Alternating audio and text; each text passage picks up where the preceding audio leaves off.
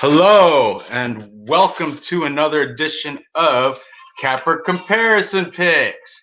I'm Ranj, and today I will be giving you the Capper Comparison Picks for UFC Vegas 19. And I brought, of course, one of my favorite guests on the show, Vlad from UFC Celebrities and Classics. He's going to be joining me. It's fun to have him on. I like that.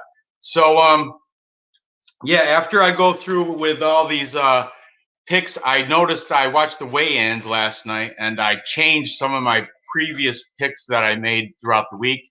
I want to discuss that a little bit. But yeah, you want to say good morning or anything, Vlad? Well, good afternoon over there.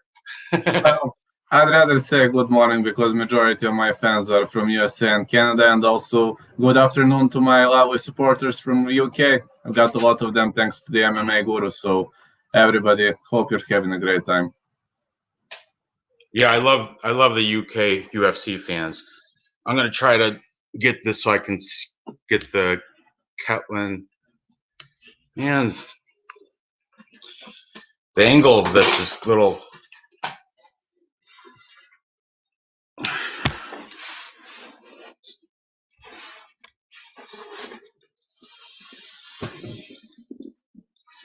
I'm ready, man. Go for it.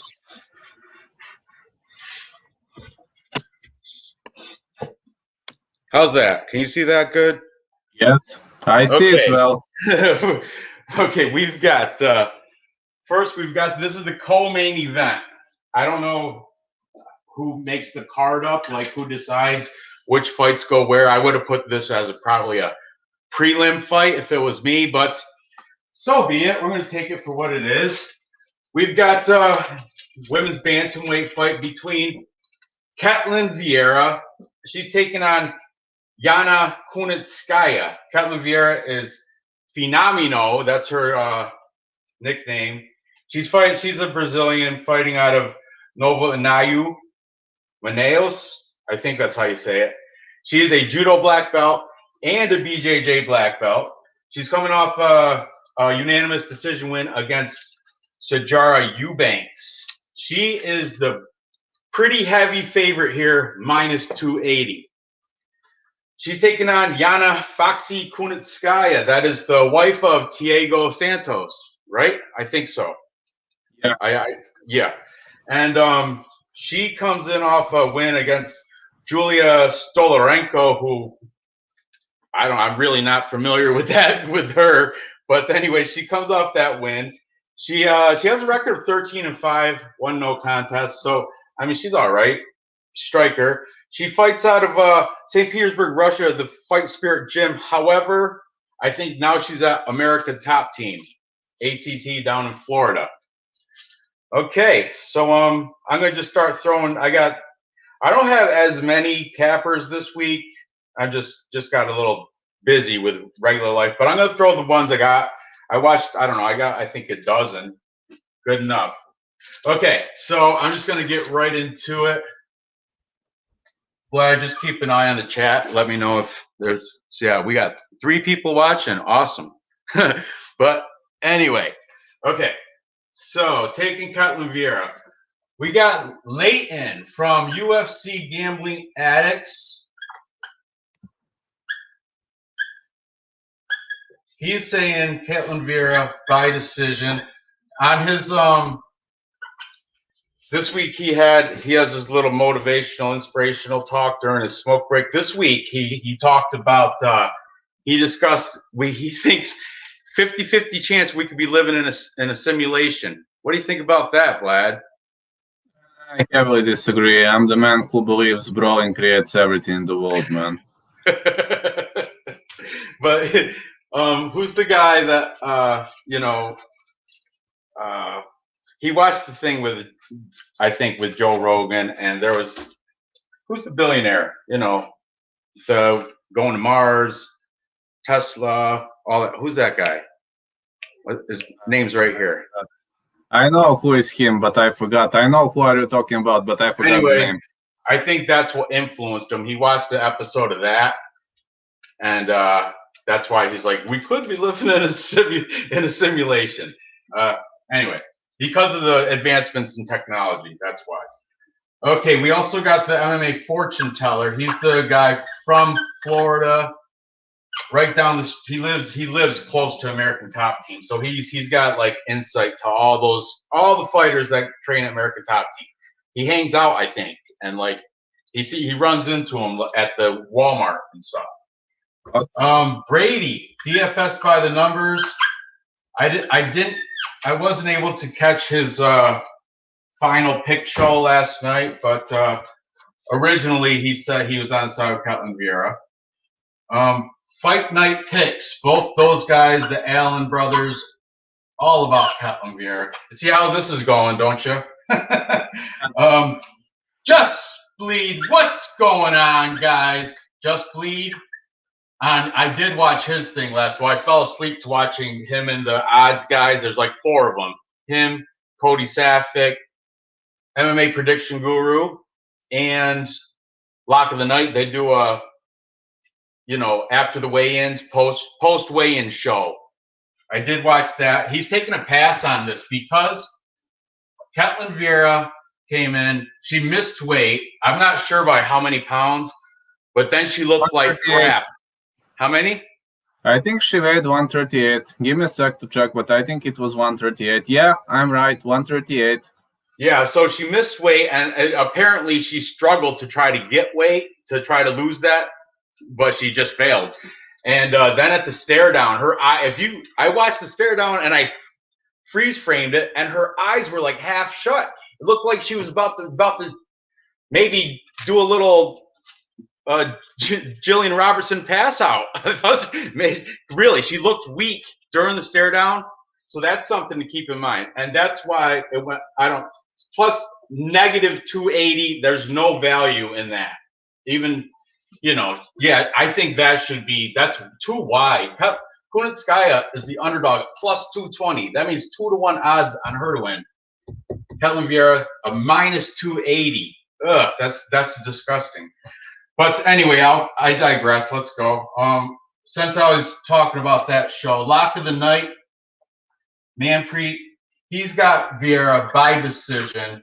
Even like if she comes in, he said if she comes in 80% of what she's like her best, she comes in with 80%, she should be able to take out Yana Kunitskaya. The thing is, it's if she gets it to the ground, Yana Kunitskaya has 33% takedown defense, so it's probably it may go there. And if it does, Viera, I don't know though. She's at that weigh-in, she looked like crap. She looked weak. And weak fighters, weak wrestlers, if she does try to go to the ground and she gets stuffed, Kunitskaya might, I don't know. I'll discuss that after I get the rest of these. Where was I? Just Bleed. It's your boy, eBay's. He's saying by decision for Kunitskaya. Prediction Guru, also on the show. This is his actually most confident pick of the card. That's what he said during his regular show. But then last night, he said he's still taking Viera, but he didn't say anything about his most confident pick. On his show, he said, this is my most confident pick on the card. He might have changed that because the weigh-in. Anyway, Kelton, MMA Kelton. He's new to me, but he seems all right. He lives in Florida. He's saying by decision. On his show, he had this guy, SWR Betting, Luke. He seems to know what he's talking about. He's also taken Ketlen Viera. Oh, yeah. Newsome from MMA Play 365. And Robbie from Raw MMA News, all taken Ketlen Viera. However, there is one guy. All right. Post weigh-in, I watched Clint McLean from the Die Hard MMA podcast. he originally was taking Ketlen Viera, but then I watched his after the weigh-in show he has on odds.com. And he's the one that opened him up. He's the one I watched the weigh-ins as I listened to him, and that's when I freeze frame it. He's like, "Look at her. You can tell she suffered sucking that weight that she wasn't able to. So when she's going to go out there and she's going to be weak." Talking about Viera, and that's why he originally took Viera, but now he's flipping it, and he already made a bet with Viera in a parlay, but he's going to hedge it now, and he's going to put some money onto I think he said a unit or something on the Kunitskaya. So I'm writing him here. Clint, diehard. You guys know Clint at diehard MMA Pie. He's the only one. However, I will also write CJ Safic from odds. He's going to pass on the fight, but he did Cody Safic. He did say there's value here in Kunitskaya after that weigh-in. So I don't know how much you put on to the weigh-in there, Vlad, but what do you think about this fight here? Well, when we discuss the weigh-in, I'm going to follow the science here, and I'm going to tell you that weigh-in happened 24 hours prior to the fight. It was like 24 hours plus prior to the fight. Am I right? Yeah. Yep. Well, you have a day to recover, but you've seen people pass out on their way to the ring too. So do they fully recover? You know?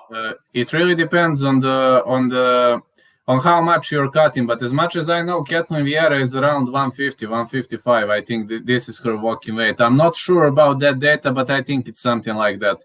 So let's cover the percentage. If it's 155 to drop to 135, it's like how much? It's 10 plus, right? 10 plus percent. 10 plus percent is considered the risky one, you know. But on the other side, let's analyze it that way. You forgot about unfair advantage. You know, when you have a girl who weighs 135 and a girl who weighs 138, it's going to be unfair advantage, right? In the ring. Don't you think so? Right. But I don't know whether she's going to pass out on the way to the ring, but when we are looking statistically, 10 plus is dangerous weight cut, and she is exactly on point when it comes to 10%. Do you understand what am I speaking? Yeah, her walking around weight is 155. She has to get down to 135. That's 20 pounds she has to cut. And I don't, you know, she obviously didn't do it. I don't know what Yana Kunitskaya's walking around weight, but I know she was confident at the weigh-ins without a sweat. She's a professional, stood up there smiling, flexing. I mean, I'm just saying from the weigh-ins, I was more to the side with Kunitskaya. There's a lot of value in Kunitskaya. I'm not going to lie to you, but let's be honest.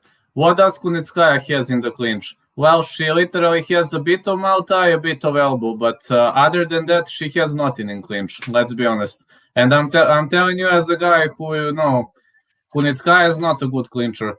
Kunitskaya doesn't have good throws, plus Kunitskaya has 33% takedown defense. I'm honestly worried, man. You know, when a BJJ guy pulls guard, what happens? I mean, you come from BJJ, you know it better than me, right? I know. I'm weary. I'm cautious about that after the weigh-in because, you know, those fighters that try to suck weight and don't do it, they look defeated already going onto the scales, and then when they're defeated or they've already had a minor loss. But in the case of like Jared Gordon, no, because he didn't try. He you know, he was over by 5 pounds too. And the Jared Gordon, who's he fighting? Jared Gordon, I think Danny Chavez. Yes, Danny Chavez. And he missed weight, but he went up there and he didn't care that he missed weight. He flexed. He had the balls to flex after missing weight by 5 pounds. You don't do that. But anyway, the thing with him, he didn't try. Ketlen Viera, she put it all in to try to make the weight.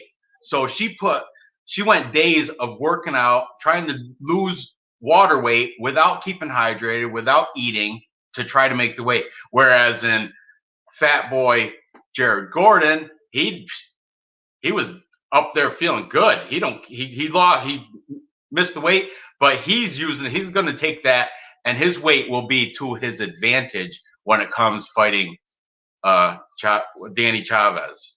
Is it Danny Chavez? Yeah. So that, I don't know. There's a difference there on missing weight for those. I'm just saying. I'm with you, man. I'm taking Ketlen Viera, but I am going to put sprinkle some money on Kunitskaya because at plus 220, there's value there. So I can already tell you're thinking Ketlen Viera. You're fighting for her. You're standing. You're giving her all the. So. Yeah.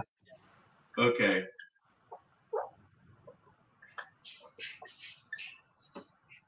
You going to the bank? Okay. I'm going to tell you why. Ketlen Viera. Have you seen how Yana Kunitskaya stuffs pulling guard? I can see her striking. Then she has a victory over a grapple heavy fighter, Marion Renault, or who was it? I gotta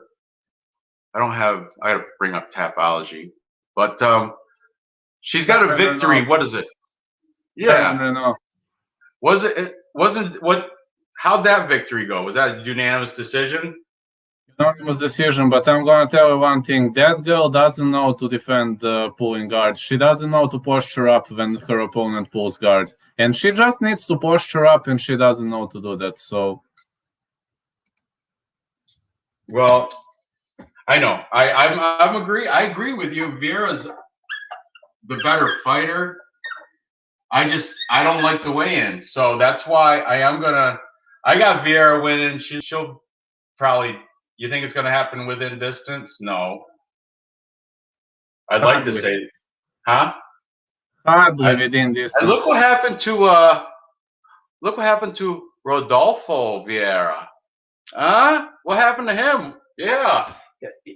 The Vieras, because you know why? Because he was gassed out the first round. I think that's what might happen with her because of the weigh-in. She looked weak. I think she's going to gas out like every little energy that she managed to get in these 24 hours since she at the weigh-ins on the scales. No, she would, if they were to fight right there, Kunitskaya would have wiped her up.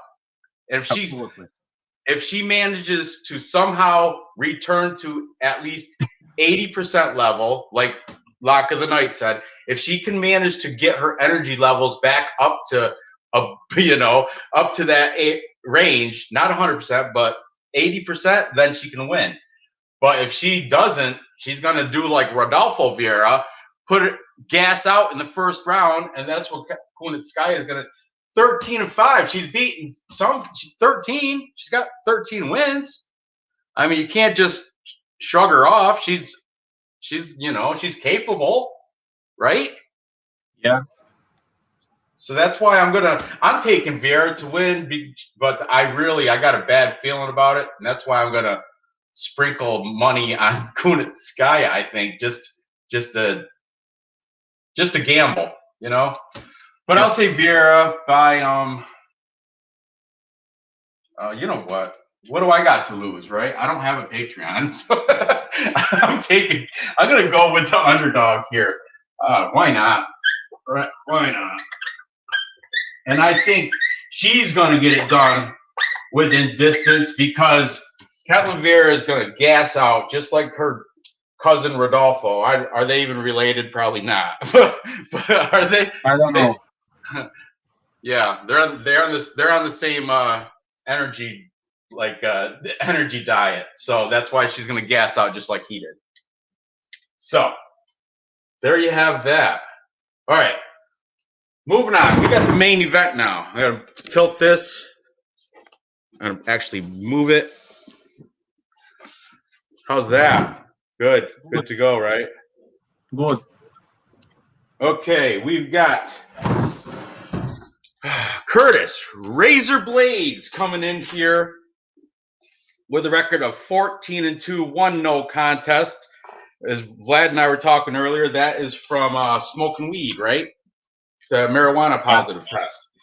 But actually, he won that fight by knockout. That's what you told me, right? He won that fight via knee injury. I believe it's ruled the TKO. Okay. Anyway, he comes in as a super heavy favorite, minus 470. And he's taking on the Black Beast in Derrick Lewis. Black on black crime. That's what this is gonna be. That's what if you watch the Money Right Fight Club, that's what the smack guy. That's what he says. He loves saying that. We got some black on black crime here. He can though, because he's black. He can get away with that. Anyway, Lewis comes in big underdog, plus 370, and you know he's got that. He's got knockout. He's got that anytime magical knockout that can happen anytime with the Black Beast, Derrick Lewis. He comes in with a record of 24-7. He also has one no contest. We didn't discuss that. I have no idea how that happened. But anyway, the over/under is set at 1.5 rounds. If you think it can get done before 1.5 rounds, payouts at plus 160. Otherwise, you're paying double for taking the over. Okay. Curtis Blaydes, he's coming off that. He fights out of Elevation Fight Team. You know, that's a great training facility with great fighters coming out of there. Denver. We talked about the elevation, the air, the mountains, you know, how that's positive for training. He's coming off a win against Alexander Volkov, unanimous decision. I mean, if it wasn't for Francis Ngannou, he'd be undefeated, right? His only 2 losses come from the same guy, Francis Ngannou. I guess that guy's got his number. So, anyway, the Black Beast, he's coming off a win himself against Alexei Oleinik, who is fighting on this card, who's probably going to lose to Chris Daukaus. But anyway, let's see what these cappers have to say. Okay, we've got, I didn't use him at all this week, but I like him. MMA Parlay King. He is also known as the Fighting Guru. He is a fighter. I don't know his fighting name, but he is taking Curtis Blaydes. This is going to be very similar to this. I'm just letting you know right now, especially at minus 470. I'm just going to scribble these guys down quick. Newsom, MMA Play 365. And Kelton and Luke. Then MMA Prediction Guru. Now, everybody pretty much is picking Blaydes. However, nobody's betting it because minus 470. So a couple people are saying they'll throw it in a parlay. If they do bet it, they have to do it by prop betting. That's why Prediction Guru said TKO round 4. So he's gonna put money on round 4, which that will be if you go on the bottom. The odds come from Bovada. That's what I use for this. If you go and open up their fight at the bottom, you can pick the round, pick Blaydes and round 4. And round 4, that'll pay out probably like plus 700 or something stupid. The further the round goes, the higher, and you nail it, the higher your payout is. Let's see. Just Bleed, what's up? He's saying TKO second or third. So like I said, from a gambling aspect, this is the only way you get any value off Curtis Blaydes is by picking method or round. You can't just, I got Curtis Blaydes to win. Well, I hope you got $470 to make 100. That's, who would ever do that? Nobody. That's why you have to get specific. And that's why I like all these, the odds.com guys. DFS by the numbers. Brady, he's saying within distance or inside distance. And he said no, not him. Lock of the night. he's also saying within distance. He said within distance is still minus 170. That's still not a good payout, but that's just Blaydes within distance. Not if he says, the specific round, you can put a plus onto that 170. That's how that works. We've got CJ Safic. He said by TKO. So he's pretty much same deal with Lock of the Night. It's like a within distance bet. Robbie from Raw MMA News.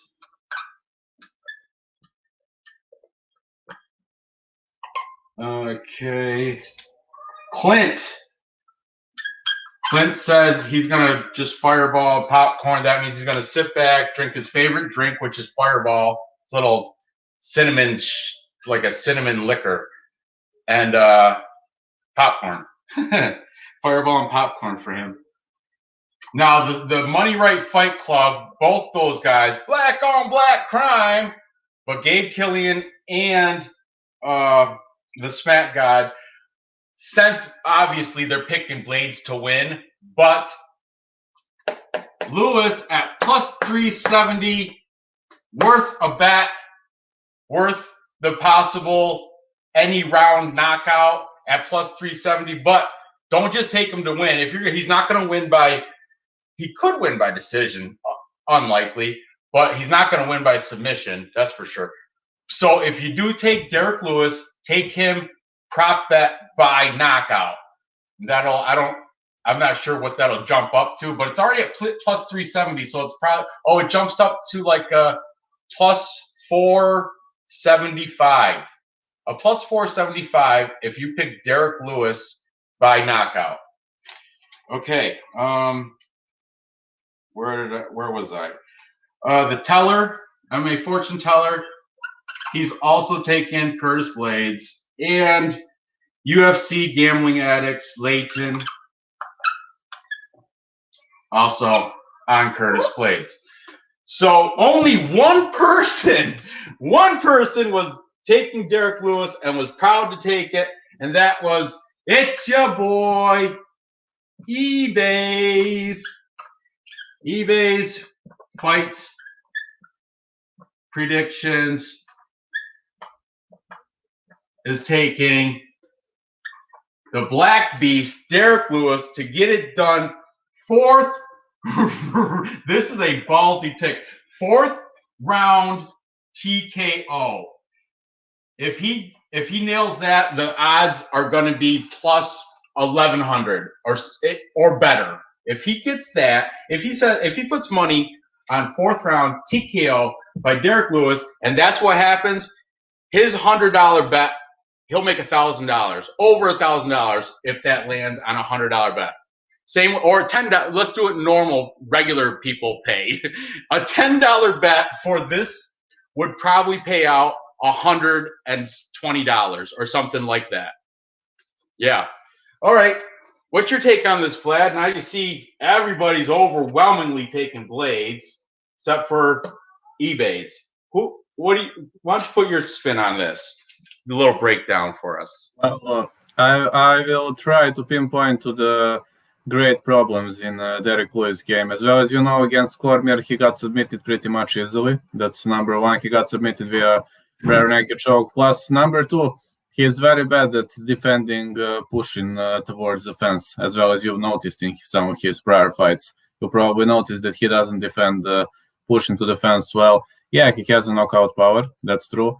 Of course, his stamina is kind of rocky, you know. Against Volkov, he was gassed, and in round 3 at the end, he landed that, I can't say a lucky punch, but Volkov was gassed too because he was swarming all over the place and he didn't pay good attention. But both of these guys are actually having victory over Volkov.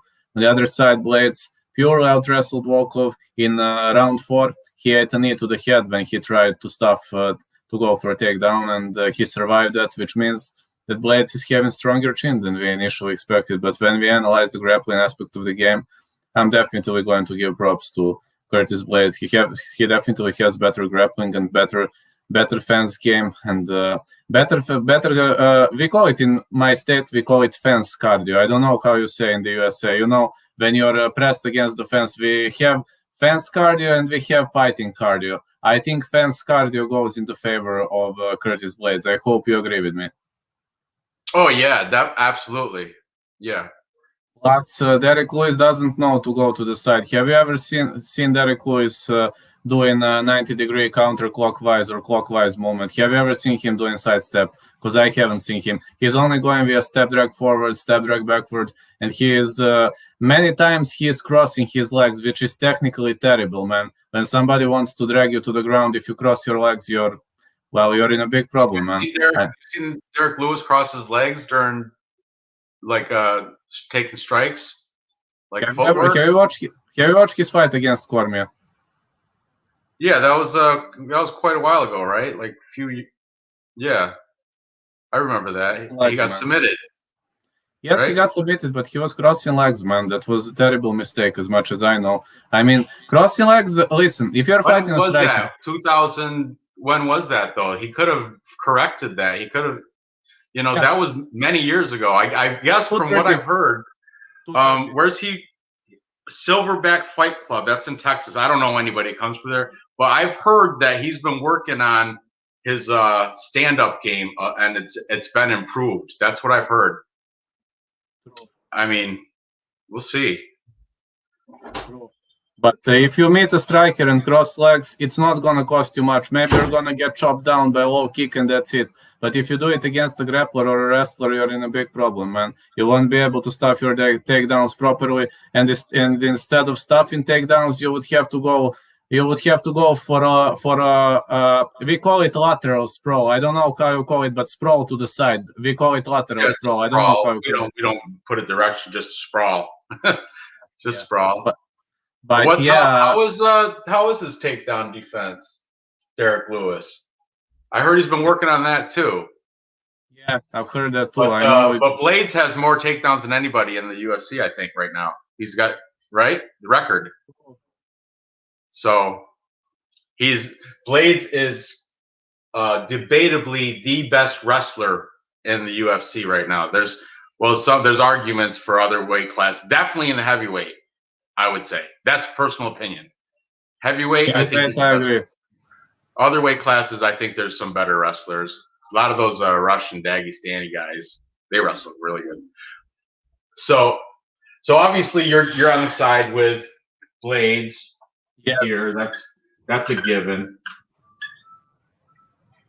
You think those odds are appropriate? I think they're a little wide. Myself, I think Blaydes would be I would put him at maybe a 200, 2 something, -2, maybe minus 280 or something like that. Only because Derrick Lewis, he's got that slugger's chance, the puncher's chance. That's he can catch him, and if that happens, then I guess he's been working. He's been putting it in. So I've heard from these cappers that I've listened to. All right. So my pick. Oh, I'm taking Blaydes. I think it's going to be a boring fight. I'm going to be honest with you. I got him winning by decision.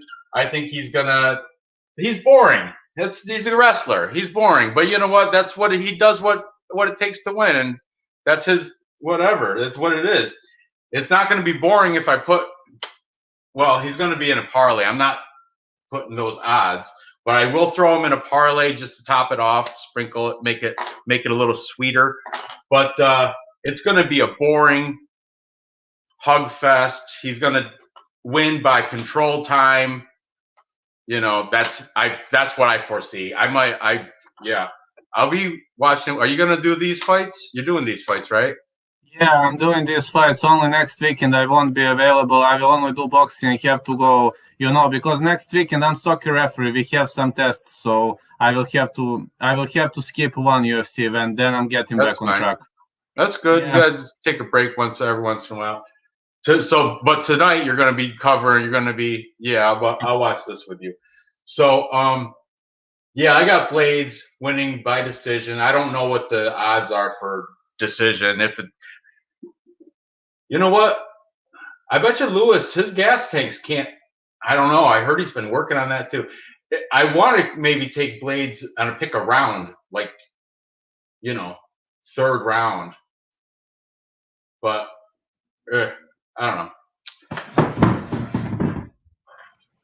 Because that would definitely bring it up to, like I mentioned earlier, the more detailed you get, the better for prop betting, obviously. Okay, let's. I want to discuss a couple of these fights that I did earlier in this week that I changed my mind after watching the weigh-ins, and then you can comment on these as you'd like to. Okay. So, Ayman Zahabi versus Draco Rodriguez. Originally, I took Draco Rodriguez within distance. See that? With all those cappers there, including you. You're on there, UFC Celebrities and Classics. The only person that took Ayman Zahabi was eBay's. This guy, he likes being the contrarian. He likes taking. But anyway, after watching the weigh-ins last night, Draco he came in heavy, right? Yeah. He's another one. He looked weak. He tried to cut weight. He tried right up to, and he looked weak. You could tell on the scales. Ayman Zahabi, the underdog here, plus 150, stepping on the scales, looking prime, looking good, looking ready, putting down all. He knows he's the underdog. He knows everybody's been like, oh, you're just going off your brother Faraz. You're going off his credentials, riding his coattails. You're not even that, And he knows that the public opinion on Ayman Zahabi. He knows that. All these fighters know what the public they can read Tapology just like me and you. And when it says like 60% of the public's got Draco Rodriguez, he sees that. So anyway, he came onto the scales and he looked prime and ready. Whereas in Draco Rodriguez missed weight, stare down, looked weak, and that's why I'm flipping my pick on. I'm taking Ayman Zahabi now rather than Draco. Like, you know how we keep score. By the way, Vlad went 10-1 last week, right? 10-1 on his picks. Man, that was impressive. I watched every fight. I went 5-5. I'll tell you one thing. Maybe I follow shitty odds, man, but I had 2 back-to-back perfect LFA nights. Oh, awesome. I don't watch LFAs, but you must have a fight channel that you can see all this stuff. Because I don't UFC Fight Pass covers LFA. I just purchased UFC on Fight Pass. Oh, yeah. I don't get the privilege to have that, so I don't get to see LFA. But anyway, you still sticking with your Draco Rodriguez pick for that fight? Against Ayman Zahabi? But I'm going to give a backup pick, because you said about Ayman Zahabi how everything went, and Draco looked weak. So I'm still standing, but I'm gonna make a backup pick, which is going to be plus 1.5. Okay, over 1.5 rounds. Yeah, over. All right. Draco Rodriguez, he's coming from the Contender Series.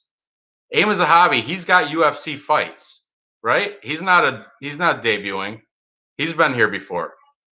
He's been here before, but he is not a guy who starts swarming all over the place in the first minute of the fight.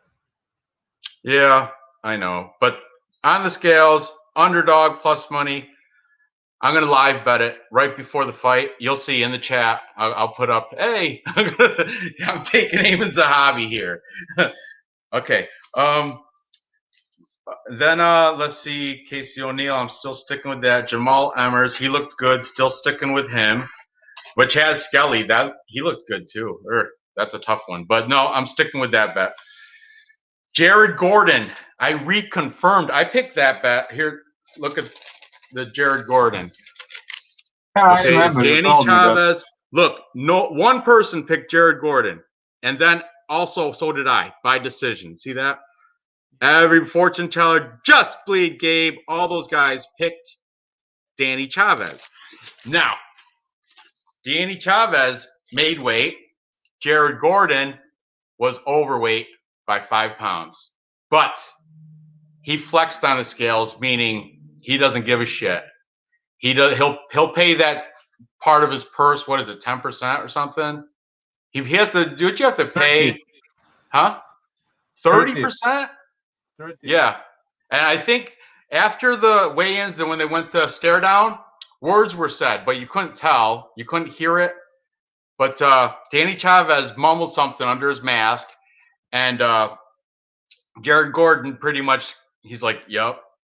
And I think he said something about the weight thing. Oh, you got that 5 pounds or something. But then there was more words that I can't, I'm not a lip reader. I can't hear, but there was more words and they had to be spread apart during the stare down. It was good. It was heated. But Jared Gordon, I think he's going to use that.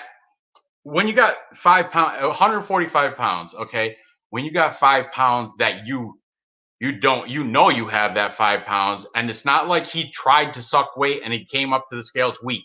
He didn't try. He flexed on the scales. He was ready. He didn't skip dinner. He went. He didn't skip breakfast that day. He doesn't care. He had eggs, I think, eggs and bacon. And I got Jared Gordon now. It even confirmed my pick a little bit more that he missed weight by 5 pounds. I think that's an advantage in this situation. Who did you take on this fight? I didn't have you on that show. My initial pick was plus 1.5, and it's going to remain, but I will stay with Jared, man. Oh, you got Jared Gordon on the side for your side, Yes, Yes. Okay, awesome. Then also Eddie Wineland versus John Castaneda. I think they both made weight, I do believe. Yeah. But at the weigh-in, Eddie Wineland, he had this aura, this presence, confident. And you can visibly see he has his height and reach advantage. And I was kind of on the fence before. I was like, as you see, originally I took John Castaneda by decision. But then after watching the weigh-ins and looking at it a little bit more, I flipped my pick to Eddie Wineland. And now that wasn't the popular pick. Only a couple other guys, Ketlen and Luke, are the only ones that took him. But I don't think, everyone's like, oh, Eddie Wineland's 36. He's old. This guy, John Castaneda, is 29. He's coming in. He's fresh and sexy, mexy, all that stuff. But Eddie Wineland's got that tough-ass mustache. I mean, I don't know. I just thought I happen to I like Eddie Wineland. I flipped my pick on that because of the weigh-in. I don't know what I saw, but something must have clicked something in me. Maybe because he's the underdog, just slightly. I think like slight underdog. I think he's at plus 104. But yeah, I think Eddie Wineland's gonna come out on top of that. Okay, Sergey Spivak, still taking him over. Jared Vanderaa looked like crap. He looked out of shape. Look, you know how when you get to heavyweights, there's sloppy heavyweights, and then there's good middling, good, better heavyweights. There's the ones that are like physically look not in shape. The Parker Porkers and the Carlos Felipe. Jared Vanderaa, he's kind of sloppy. Sergey Spivak looked to be much better athlete. Can I say something? And he was bigger. Sergey Spivak had a good, I don't know exactly the amount, but he had a good, it looked like 3 inches in height and reach. I'm not sure, though. He was a bigger dude.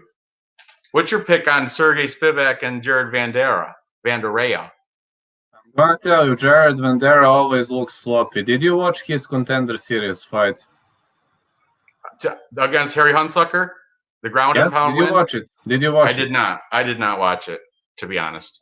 Well, did you notice that he looked like crap before the fight? No, like I said, I didn't watch it. I'm just going by what I've heard and what I saw on the scales. Jared But Vandera mostly looks like crap before the fight because when I interviewed Jared Vandera, he just said, "Listen, I'm not that type of a guy, you know. I'm here to fight, and I can't withstand the pressure and such things because this is like how you say this is a way to defend from the outer world. That's his way to defend from the outer world. This nutshell or however you call it. He is looking like crap, but that's his way to defend. You know, that's his. We call it defensive mechanism in our state. I don't know how you call it. yeah, I think I know. He's just shrugging off all the opinions. I know, blocking it all out. I gotcha. Yes, yes, like a zombie walk, like a zombie walk. You know what I mean, right? Yeah, I do. But look at Sergey Spivak. I mean, he's not a slouch, and he's coming off that win against a sloppy Carlos Felipe, unanimous decision win. True. That's why I think this might mimic that fight. I think this is going to be very similar to what happened there, and that's why I got Spivak winning by decision.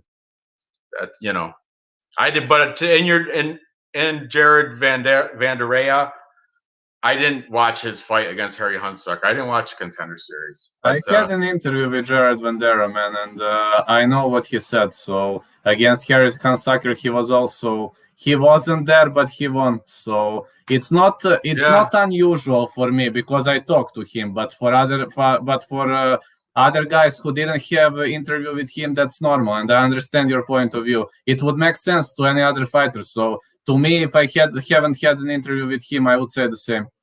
oh, so you're biased now because you had an interview with Jared? No, I'm no, just no, no, kidding. I'm just playing, Vlad. I know. I'm telling you one thing, Spivak still has way better submissions. So if Spivak drags him to the ground, it's not going to be Harry Hansaker, as well as you know, because Spivak has better submissions. So Vanderea has to be very cautious about ground war with Spivak. I'll be honest with that. Who He you has to be taking? very cautious. Who are you going to take? You're taking Spivak? No, I'm going to give No? it. I'm going to pick underdog here. Good on you. Good. I like seeing that. You're not alone. Hype Check did it. Okay, then we've got Tom Aspinall. Oh, he's great. I'm sorry, Andrei Arlovsky. Sorry, later. See ya.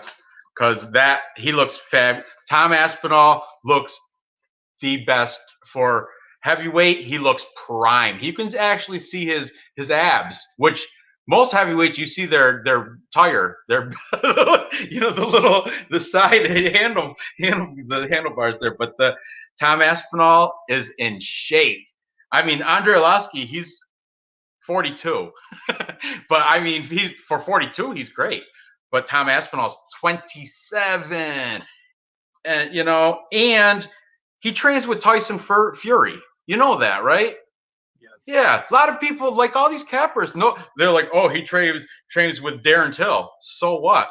I know he trains with Darren Till at the Kaboom Liver team Cowban in Liverpool, but they don't. He also trains with Tyson Fury for striking. Oh yeah, Tom Aspinall looked great on the scales. I'll double down on that. He looked great. I think that's an easy victory. Yeah, he's a better boxer than Arlovsky and better boxer than Tanner Bowser. Yep. Julian Rosa, Nate Landwehr. I just stuck. I picked Nate Landwehr.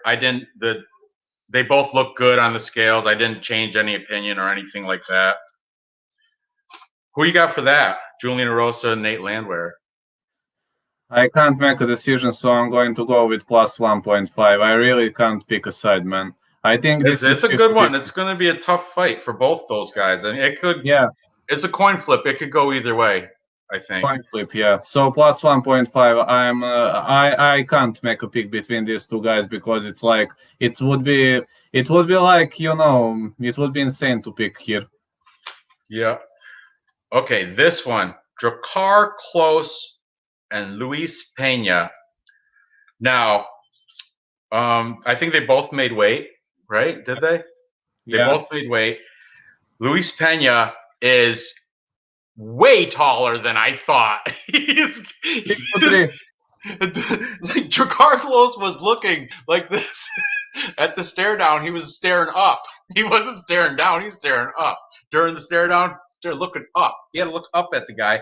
Luis Pena, he looked like he was confident. Had, I don't know. He's 6-inch. I have written 6-inch height advantage and height and reach advantage. That's what I took. I took him, and I'm taking him still for the big upset. That's my upset. Luis Pena. A lot of people are hating on him, though. A lot of people say, yeah, he looks great and everything, but once he gets into that ring, he'll let you down. He's got an 8-3 record. That's not horrible for Violent Bob Ross. Yeah, he got guillotine submitted by Karma Worthy, right? But I think before that submission, I think he was probably up on points. Can I say, sorry to interrupt you, can I say something, please? Yeah, absolutely. About that guillotine choke, when I was discussing with Odd Osborne in the latest interview, he told me that the best way to slip out of that guillotine choke is to, you must move forward and you must grab your arm and shrimp out of it into the side control. So, what did Pena do wrong there in that fight? What did he do wrong? He fell in. He rolled into the choke deeper, I do believe, right? Yeah. Yeah, I know. Deeper. But can you admit, prior to getting choked, I think he was winning the scorecard. Absolutely. But you know what is the worst problem with Pena? Just to say, I'm picking Pena for this fight, and my backup pick is plus 1.5. But you must know one thing. When Pena is on the final phase, when Pena is in the final phase of trapping, for example, guillotine, when Pena is here, that's not dangerous. But when he's here, in the final phase, he loses focus in every single submission attempt. Just check his fighting. I mean, when you lock him in tight, he doesn't know to evade. Despite he is so skillful, he loses focus, man. He loses focus. He's not there, man. Just to know. I picked him by decision. You know why? Because if he gets that body triangle, if he backpacks, he's going to ride you, and he'll stay on you for the full round. And that's why... And he'll do it round over round over round. That's why I picked him by decision. I'm glad we're on the same side with that. I'm picking Pena, but I'm telling you very cautiously. Yeah, Drakkar Klose, he's not a slouch. I mean, yeah, he got knocked out by Beneil Dariush, but look at Beneil Dariush is a beast. He's an animal. Okay, last sheet. Yeah, that Rafael Alves missed weight by 12 pounds. So that's... Just keep it, please. He missed weight for a weight class higher than the weight class he's supposed to. No offense, Capper, but I'm not interested in discussing a guy who missed 2 weight classes. No offense. No, that's fine.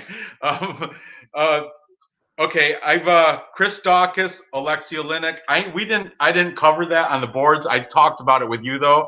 Chris Daukaus looks to be the better shape. Alexei Oleinik, good on him for still being a 43 and still being up there. But the stare downs, the weigh-ins, Chris Daukaus is prime, and Alexei, he's ready for retirement. I think. I mean, he's put his time in. He's got his time to hang it up. You're good. You're good. Sorry, and that's why he's not going to win tonight. Chris Daukaus is my DraftKings gem. He's my captain of my DraftKings because he's going to get a lot of points. Unless, the boa constrictor gets him to the ground. But like you were saying, because he's got 47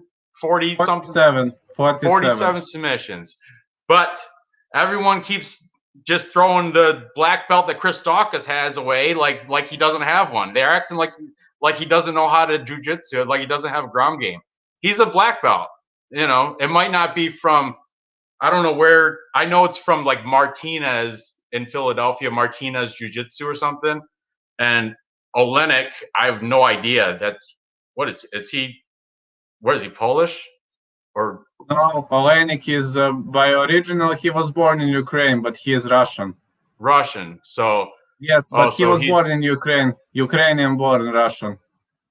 So he's, but when it comes to BJJ, I guess Olynyk I would give like on your, what's that, Chines? What's it called?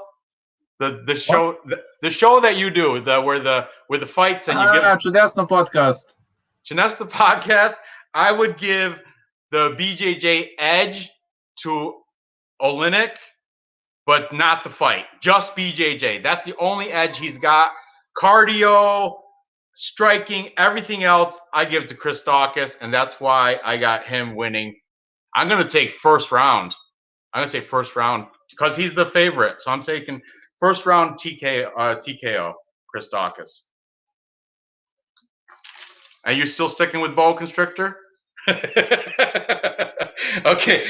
Charles Rosa, Derrick Minner. I have Charles Rosa. He's gonna during the face-off. He had crazy eyes, googly like crazy eyes. He looked. Yeah, he's ready. Derrick Minner. He's good. He looked good, but he was more of a calm, kind of more of a steady, calm demeanor. Whereas in Charles Rosa looked like he was like his adrenaline was pumping. He looked, and I already had him picked by sub against Derrick. I don't like Derrick Minner's 11 losses. So yeah, I took Rosa on that. Who do you got for that fight? Derrick Minner, Charles Rosa. I really have to pick, I would say plus 1.5, but I have to pick a side, so I'm gonna go with Minner. But Minner in the vein, because you interviewed him. That's why. No. Minner at the vein, Minner at the vein. He's not a face-off. He's like, this is Minner at the vein. Yeah, I know. Calm demeanor, just whatever it is, what it is. I've done a bunch of these. I've done, 37 of these, 36 of these. So you're right. Charles Rosa, he's done 17 of these pro. My primary pick is plus 1.5 for this fight, but you said that I have to pick one guy, so I'm going to go with Minner. But primary pick is over 1.5. And you did it. You interviewed Minner, didn't you? Yes. Yeah. It was a while ago. It was No, not a while ago. Last week. Oh, last week you interviewed him. Oh, fantastic. And you just interviewed Odie Osborne yesterday, right? Last night? Yeah. Yeah, it looks good. Last fight, Nasruddin Imavov and Phil Hawes. That's the last one that I want to discuss a little bit.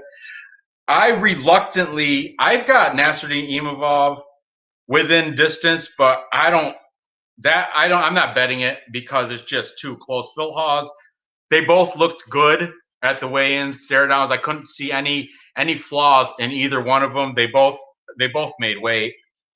So that one I don't know. That's the hardest pick for me on the card. I'm taking Nasruddin Imavov because he's underdog, because he's plus money. That's why I'm taking him. But Phil Hawes, he's game. He could do it too. So what's your pick on that one? Let's go with Imavov. Are you taking Imavov?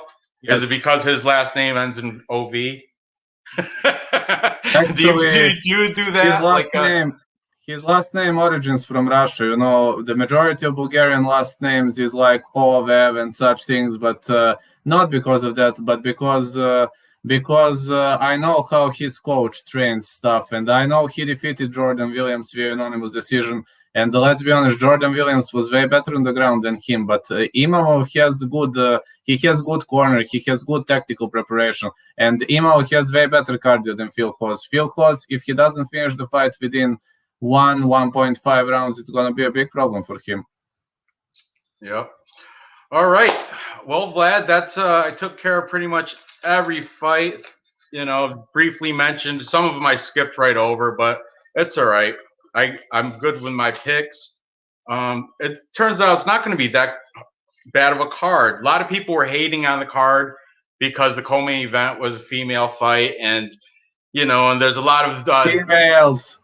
And there's a lot of contenders like debutantes, like new UFC debut fighters on this card. So a lot of people were like, "Oh, this is a bad card, whatever." I kind of like it. So I got to wrap this up. It's been exactly 1 hour. So I want to wrap this up. I appreciate you coming on the show. Thank you. Just to recap, I've got the upset here for Yana Kunitskaya. I got her because of the weigh-in, Ketlen Viera, and plus the plus 220. I'm throwing money on Yana Kunitskaya to beat Ketlen. And within distance, too. I think Ketlen's going to gas out. Mark my words. Watch. You watch tonight. During the fight, when she gasses out, I'm going to be like, see that, Vlad? I told you. Then I've got, with everybody except for eBay's, Maybe tonight you're gonna be ahead of me, Kepper, because I must watch on my PC. You know, I paid additionally to watch, just to know. Yeah, just to know, I stream illegally, so I don't. You'll probably still be ahead of me, whatever. But anyway, I'm taking Curtis Blaydes.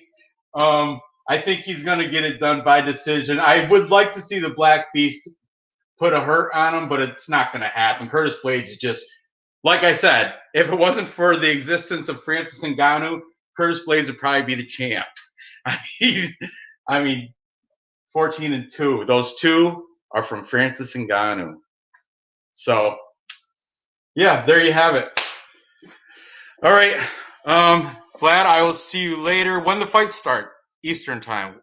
I think it's 5 p.m. Eastern time. Awesome. Right. I like it when it starts early. I can have dinner while I'm watching. So early, BC Dave. Yeah, I know. I live on the East Coast. It's 9 o'clock, but it's 6 o'clock for you. Sorry. I'm trying to work. Look, Vlad, it's like 2 o'clock in the afternoon for him, right? 3 o'clock in the afternoon. You know. But good morning anyway, BC Dave. Yeah, you're gonna have to watch the replay, bud, because I'm ending the broadcast. But Vlad. Thanks for coming again. You're always welcome when I do these. Unless somebody else requests, I'm gonna keep using you. Why not? Yeah, no problem. I mean, when I have time on weekends, I will hoop in. When I don't, I know next week you have soccer, and then next week it depends. If it's Saturday, maybe I will have time. But I never know which match I'm going to ref, so we know one day earlier. Yeah, it's youth soccer. You ref like youth soccer, right? That's awesome. That's awesome. Vlad's a training coach. Think Spivak will win? Yes, definitely. Sergey Spivak, I think, has got it all day. Jared Vandera, even though Vlad's on the side of Jared Vandera because he interviewed him.